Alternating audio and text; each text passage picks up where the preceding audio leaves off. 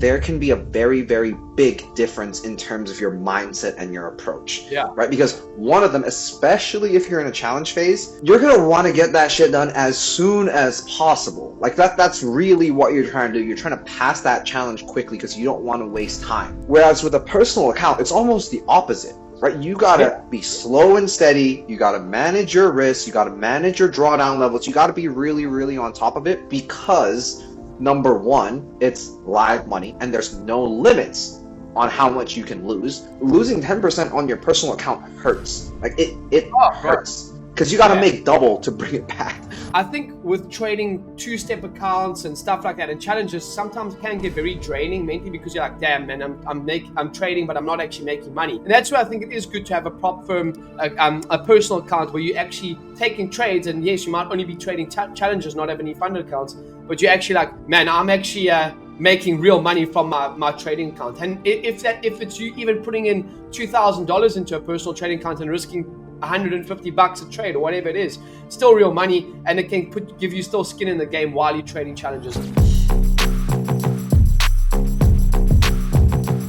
What's going on, guys? Welcome back to the Challenge Accepted podcast. This is the last episode I'm recording here in Bangkok in my apartment. I'm heading off to Koh Samui, Chiang Mai, and then Phuket for a little bit. So a little bit of a travel spree for me, a little bit inconsistent with the upload. So firstly, I apologize for that. But we do have a nice topic for you guys today. For those of you that trade both a funded/challenge account as well as your own personal accounts, we're going to deep dive today into how James manages trading both of these sides. Some tips and tricks, some pitfalls that he's experienced trying to manage both sides, little copy trading errors here and there, right? Like where you have to be careful, what you have to look out for. So I know a lot of you guys out there, like myself, like James, probably trade both a personal as well as trying to get funded challenge accounts. So we're going to go into talking about what may be the optimal strategy for managing both of these accounts. And I really think you're going to enjoy this one. I'm going to start this off with a question to James, which is, out of all the profits that you made, we're in the middle of the year right now. Actually, it's June, so let's talk about it. Out of all the profits that you made this year from trading, did you make more from your prop firm payouts, or have you made more gains in your personal account? I would say that's a good question, right? I actually need to do a recalibration at the end of this quarter, that's for sure. But I think it's ebbs and flows. I would say it's probably 60-40 in terms of my personal. Maybe so 60 higher. Personal and then 40. Yeah, 60, okay. Correct. Okay. 60% personal, 40% prop firms. You know, it kind of ebbs and flows. I've realized in terms of my at least for me, like sometimes like the prop firms will be going well, and then the personal take a little bit of a backseat, and then I lose a couple of accounts, which I'll show you in a minute, and then the personal kind of takes over again. So it's like a kind of like an ebb and flow type of thing. And I think there's obviously a few exciting things that we're speaking about now off camera that Hydra got coming out that I think could be quite neat, that you can maybe trade along more. It more aligns with a real account, if that makes sense, in terms of like your own personal account. So we can tell them, bro. You know, we can tell if you are here on the podcast. you are James is being careful. He's trying not to like let it out, but you guys are here on the podcast. This is already in the plans. Instant funding is coming to Hydra very, very soon on both the crypto as well as the Forex CFD side. I cannot give you any more details other than instant funding is the product is ready. Our teams work very hard to set up the parameters, but instant funding is going to be coming very, very soon. You will be hearing about the new instant funding options at Hydra. So it's going to be much more like trading a live account, which I know a lot of you guys want, because let's be real, nobody wants to spend a month trading a challenge account just to fail and try again, right? Like either you're doing the full porting style, which is you're trying to get passing really fast. There's strategy around it, but I think if you're a consistent trader, if you are someone that is confident in your ability, instant funding provides an amazing solution because, number one, you're not wasting time, which is your most valuable resource, right? And number two, you are able to get paid really from day one. The profit that you make is profit that you can take home. So big benefits to the instant funding. sorry for that little segue. Had to plug that in Yeah. here because we're very, very excited about launching our instant funding products, and that's going to be coming to you guys very, very soon. And yeah, let's kind of get back Yeah. to the topic, right? Which is in the current, kind of like challenge model versus personal accounts. So if Yeah. you're at 60-40 split, I want to first Yes. dive into what are So the potential difficulties that you've faced, in trying to manage both. I know I've faced my own. I'll go after you, but I'd like to know kind of like maybe your top one or two most like maybe mistakes that you've made that you've had to be like, hey, like I won't do this again.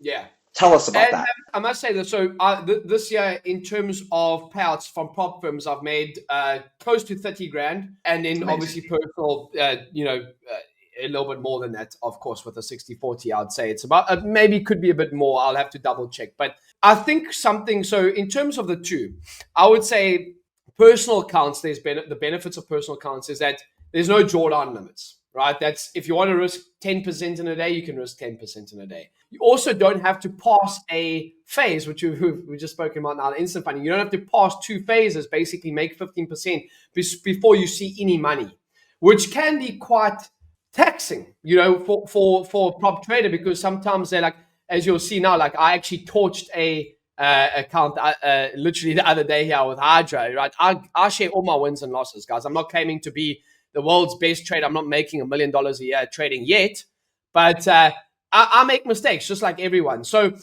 just to go on that is like, I think with trading two-step accounts and stuff like that and challenges sometimes can get very draining mentally, because you're like, damn man, I'm trading, but I'm not actually making money. And that's why I think it is good to have a prop firm, a personal account where you're actually taking trades. And yes, you might only be trading challenges, not have any funded accounts, but you're actually like, man, I'm actually making real money from my trading account. And if it's you even putting in $2,000 into a personal trading account and risking $150 a trade or whatever it is, still real money, and it can give you still skin in the game while you're trading challenges. I still will always say this from my personal experience, that prop firms are great for retail traders. They're the best thing that's ever happened to retail traders, because especially reputable companies like Hydra, right? Because you're actually giving traders capital that they don't have to actually risk their own. And I definitely know that when instant funding accounts come out, that's probably the only prop firm accounts that I'll be trading is instant funding with Hydra, because it just makes so much more sense.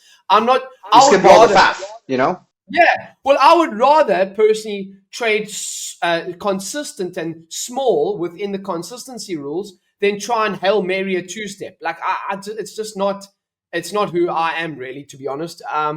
But yeah, I think it is good to trade both personal and prop firm, and then also making sure that you know what prop firms rules suit you. Like for me, two-step challenges I don't actually think suit me personally. I think like instant accounts, like just from the basis of it, do suit me and who I am as a trader. Like I know for a fact that I can consistently trade smaller, but when you're trying to not spend 3 months on a two-step account, you want to Hail Mary it, right? Yep. Yeah. Yeah. Agreed 100%. I think that the difference between, some of the pitfalls between trying to manage both is what you've touched on a little bit, which is there can be a very, very big difference in terms of your mindset and your approach. Yeah. Right? Because one of them, especially if you're in a challenge phase, you're going to want to get that shit done as soon as possible. Like that's really what you're trying to do. You're trying to pass that challenge quickly because you don't want to waste time, right? Whereas with a personal account, it's almost the opposite, right? You got to be slow and steady. You got to manage your risks. You got to manage your drawdown levels. You got to be really, really on top of it because, number one, it's live money and there's no limits on how much you can lose. So that means you can blow up the entire account. So you can't have this full port. I want to get this done ASAP. It's okay if I lose, 10% or whatever it is. Losing 10% on your personal account hurts. Like it hurts because you got to make double to bring it back. You know what I'm saying? So the mindset part is, I think probably the biggest challenge, which is like switching between the two.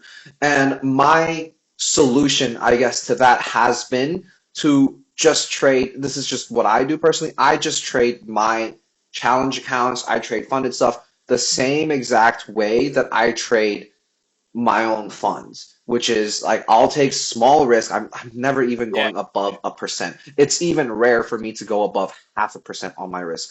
But the downside of that is it means I trade my challenges a lot slower than the average person, which I don't Right. mind. This is a sacrifice I'm willing to make, right? To be consistent in psychology. For me, psychology, mindset, and how I'm able to stay calm, level-headed across my trading and not have wild fluctuations up and down, that is the number one priority for me, right? Like risk management psychology above all. I don't care how much profit I'm making if it means I violate any of this. So there's the golden, like let's call it the golden rule or the golden priority. And then there's like, after I apply this, how much profit can I make? So that's just my personal approach to, trading both, funded accounts as well as trading personal accounts. Is I just trade them the same way. Now, and I know that James does it a little bit differently, but for me, Yeah. I am not mentally that astute. I'm not that mentally strong to be able to do like two different approaches. So I don't take that approach. I just keep it simple. I trade it one way, and then that way, if I want to copy trade, also if I turn it on, I just trust that it's doing the exact same. Master account, personal account, all the other stuff just copies through. I know that I will never violate any of the rules, right? Like unless I go on a really bad losing streak, then I'll breach an account. But barring external circumstances, right? I should be able to trade very consistently, and that helps me mentally. So that's why I approach things that way.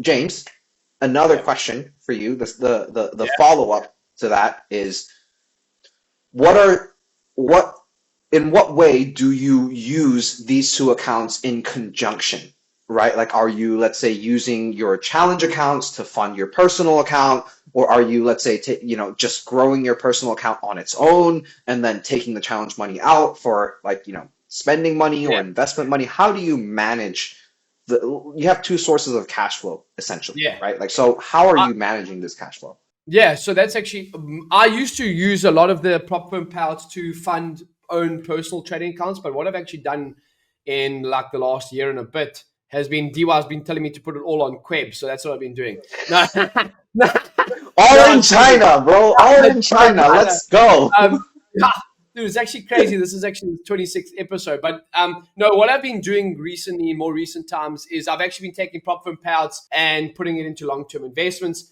And then I also have two different types of personal accounts. I've got a personal account that's a little bit bigger that I trade slow and conservative, looking to make anywhere from 2% plus a month on it. And I'm pretty happy with that. I'm not looking to pull money from it.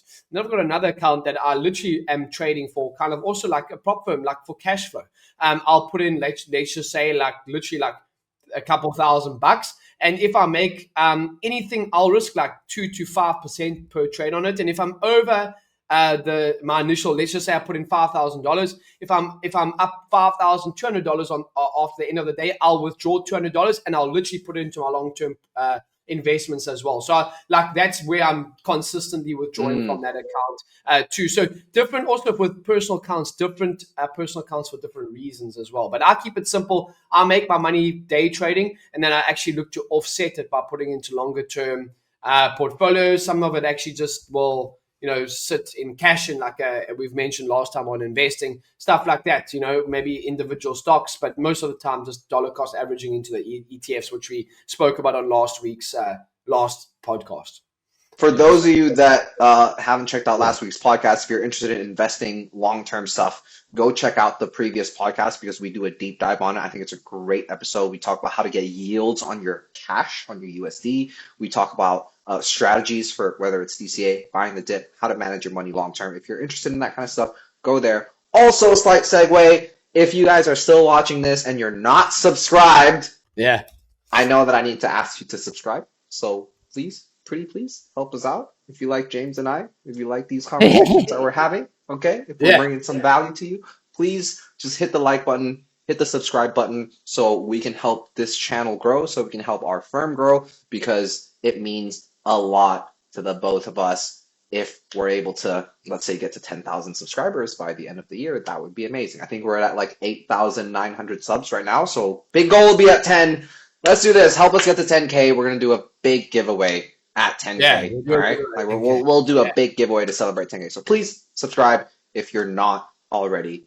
Now, back to the topic. This personal account versus challenge things. What you said, I have a follow-up question because it sounds like you're managing a lot of different accounts, right? You got like it sounds like two personal accounts basically. One like kind of like a small one where you're doing quick in and out, quick withdrawals. One kind of like a long-term growing one, and then you have ongoing challenges. So how do you manage all this? Like, are you just copy trading across them? How do you manage the copy trading? Like, Yeah. how do you go about doing that? Because I don't think I could handle like that many accounts being traded in different ways. So how do you decide like Yeah. what account gets what risk? I do copy trade. So I basically decide at the start of like every single day which accounts I'm trading for the day, and I keep it simple. Like let's just say I've got 10 accounts. I'll decide which accounts I'm trading for the day. It might be two, it might be five. I very rarely trade them all at one time. I don't really like to do that personally, which I've spoken about on the podcast as well. It just offsets risk. But yeah, and then I decide like, okay, this account's going to be risking 1% a trade. That account might be risking 3% a trade, whatever the hell it is, But yeah, basically using a trade copier that allows me to do this. And it's very simple. I can do it across platform. Like if I'm trading my personal account on a MetaTrader account, I can do it to my Hydra accounts that are on CTrader, which I love, by the way. The CTrader, even entering manually on CTrader is really, really neat. And also, if you're using DXTrade, they can copy it to DXTrade accounts. They can literally do it all, which is really, really neat. So it's not too much of a headache, to be honest. Yeah, it's pretty simple. Okay. So you decide at the start, at the beginning of every day, you take a look at your account, you say, okay, today's focus is going to be on this. Do market conditions impact your decision making at all? Like, or do you trade different pairs depending on the account, or like, what are the differences? I've actually really only been focusing in the last like 2 weeks or so, and it's probably something that I'm going to continue because it's been a lot better for me. Is I'm only been trading the DAX as well as the S&P 500 and a little bit of NASDAQ, but mostly the DAX and the S&P 500. So yeah, maybe some accounts I'll only trade DAX on, some accounts I'll only trade ES on or S&P. So yeah, but as I said, like most at the start of every single day, I'll choose, okay, today I'm trading these accounts and this is what's going to be my focus there. And then the following day, I'll focus on maybe different accounts, might be the same accounts, but I want to focus on accounts that are going to get me paid. Like as soon, like if I've got funded accounts, they'll take priority over challenge accounts. That's why sometimes Okay, that makes sense. I'll have funded accounts and I'll do well on a fund account. Then I'm like the next like end of the week comes, I'm like shit, I haven't traded this challenge account all week. Let me full port it, and then I'll take like a crap setup or whatever it is. But I think as I said, I prioritize accounts that are going to make me money. Essentially, so that's what I do. But I try and keep it as simple as possible. I don't try and overcomplicate it. But yes, and unfortunately, you have to have multiple accounts to scale up, right? If you've got a 50K account and you're making $1,000 a month from it, well, all you got to do is you got to go get 10 50K accounts and you can be making $10,000 a month from it. So you got to scale up, and that's where you have to use a trade copier. So like or hate it, if you want to scale, you have to use it. Yeah, I mean, especially in the prop firm era that we're in for retail trading, right? We're definitely in a prop firm era these days. Having multiple accounts, even across multiple different firms, is pretty normal now. I think you're used to it. Having multiple ongoing challenges, maybe across different firms, or maybe even having multiple funded accounts across different firms. One of the benefits over here at Hydra is if you have multiple funded accounts, you can request for us to merge them, and we will merge them into one account for you, right? Just write to our support. We'll take a look, and as long as you're not in drawdown, like we'll be able to merge those accounts so that you're able to manage that money and that capital a lot easier. It's just one of the quality of life things that we offer to our funded traders. So if you are funded at Hydra with multiple accounts and you want to combine them, please write to our support so you don't have to go and try to manage multiple different ones unless you want to, right? Unless you're like James and you like to trade things separately. We'll end today's podcast with one final question, which is I always like to look out for our beginner traders, right? People that are just getting into the ecosystem, maybe relatively new to trading or relatively new to funded trading, relatively new to like looking at all these different accounts. And what would be your advice, James, to someone that's just gotten into prop trading, right? And maybe already has a personal account, right? Wants to get started into prop trading, relative beginner, right? Let's say less than 1 to 2 years of experience in trading. what would be your strategy for someone that's relatively newer? How would you advise them on how to manage both their personal accounts as well as the challenge? Would you advise them to trade it separately? Would you advise them to do what I do, which is like take low risk and trade it the same way? How would you go about approaching this, especially from the lens of a beginner? Yeah. Well, I definitely think that come and watch my live streams. That's where I would say I got free live streams on my YouTube. I trade in the London session, and Wow, then shameless obviously all. plug right there. Start with the shameless plug as the answer. Okay. Come with my live streams because I'm going to speak about I always share my journey, and I think that's probably where you can get and you can come and ask questions. So come chat. Hide, if you are watching this, which I really hope you are, this is going to be a test of whether you actually watch our podcast or not. Please include the link to James's live stream below in the description. So for those of you that are interested in checking out James's streams, they are very good. I've been a part of a few of them. I've been a guest on them. James delivers quality content. You can see exactly how he's trading, setups, outlooks, tremendous stuff. Really, really advise you to go and check it out. Link is going to be in the description. But James, please continue. Yeah, so come check me out there. And then in terms of prop firms, I would say literally just find because Hydra offer different accounts, right? With the CFDs, they offer the 1-step, they offer the 2-step. Find an account that maybe suits you. I would go with the 1-step or the 2-step, doesn't really matter. But find one that suits you, and then buy a 10K account or 25K account, the lowest level, right? And then just ease or 50K. I would say anything under 100K is cool. Perfect to start off with. You're not putting big money into it. And you're just understanding, okay, where can I start out of? And that's what I would do. Understand the rules because obviously, as I said, some guys don't understand that prop firms have max daily loss rule, max overall loss rule. So you would advise them to trade it separately, right? Don't jump into a trade copier, right? Continue doing what you're doing with your personal account. Yes. And then I agree. Trade it as a complete separate thing. And then mess around with the prop firm, understand it, and maybe trade. Maybe, as I said, maybe trade what you do on your normal account. Maybe you only trade DAX on your personal account. And then if you're getting into prop firms, maybe start trading a little bit of Nasdaq on the prop firm accounts. And just keep them two separate like that, just so you can get an understanding. Because you don't want to be yes, I made money on my personal account, and then you look at your Hydra dashboard, and you're like, oh, dude, I violated my max loss rule. I would trade them separately. Yeah, that's what I would do, and just keep it simple. Start small before understanding the rules, and then looking to scale. That's how personally I did it as well. I 100% agree with this take. I think that jumping straight into, if you're relatively new to a trading ecosystem, even if you're testing out a fund, even if you're experienced with funded accounts with one company, let's say FTMO or something, and then you come over to Hydra and there's a new account with different rules, I would still suggest you trade it completely separately in a silo until you get used to it, right? Because sometimes even how the trade execution can be different, the platforms offered can be different. So you want to just make sure you're comfortable first. So I would stay away from trade copying. I would say trade copying is for the advanced. If you have strategy nailed down pat, if you have risk management nailed down pat, and you know that especially if you're copying across main account, personal account, to prop firm accounts, which operate under very, very different rules, keep them separate. And then once you have the confidence, once you understand, okay, cool, there's no way I violate the daily max drawdown trading this way on my main account, you understand how all the rules work, then you go ahead and you make things more efficient. Trade copiers are a way to make your trading more efficient, but if you aren't sure of how the rules are or the environment is, there's no need to make it more efficient because you're just going to shoot yourself in the foot because you're going to make a mistake and then it's going to compound across all your other different accounts. So you don't want to be making one dumb mistake and have it reflect across all of your different accounts, which again is why James sometimes likes to mitigate risk by trading only select accounts, right? So just in case markets are against him, he doesn't lose across all, right? So he can say, okay, cool, I've taken a hit on these accounts this day. Maybe I take a little bit of a break. I trade, these other accounts where I'm mainly focused more on, let's say, S&P or NAS on these accounts. Let me switch over to this one the next day, have a little bit of a reset. I can see that being a beneficial mental break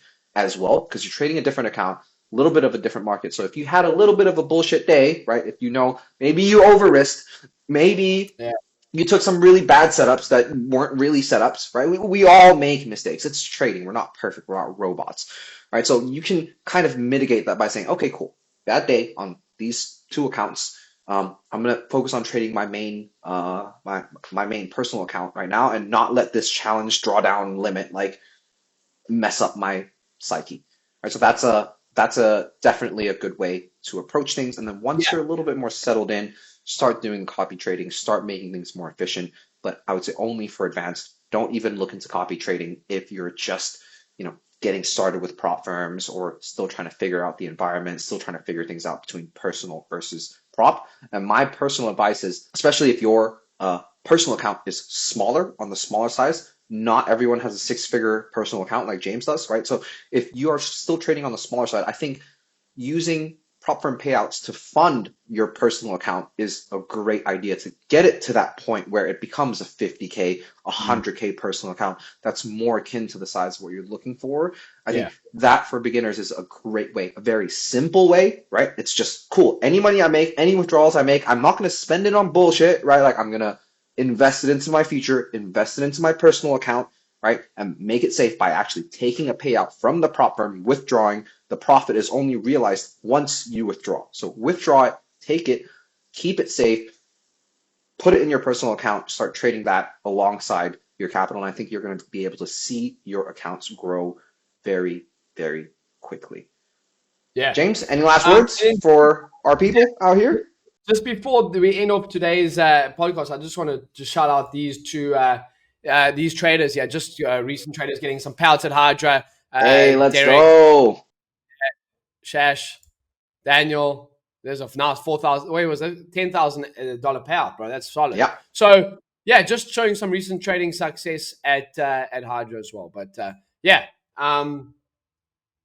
always happy to see our traders getting paid. As always, that's one of the biggest things we prioritize in the business is making sure that our traders, when you're supposed to get paid, you get paid quickly, efficiently, and without red tape. You don't got to jump through a bunch of hoops. So hopefully this episode was good for you guys and you enjoyed it as much as I did.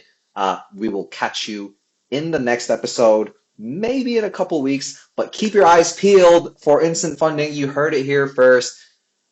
I'm very, very excited to bring this product to you guys, and I think you guys are going to enjoy it. I'm keen, bro. I'm looking forward to it. I must say, I'm very much so looking forward to the instant funding. I'm looking forward to it, 100%. All right, let's go instant funding. We'll catch you guys in the next episode. Peace. Sure.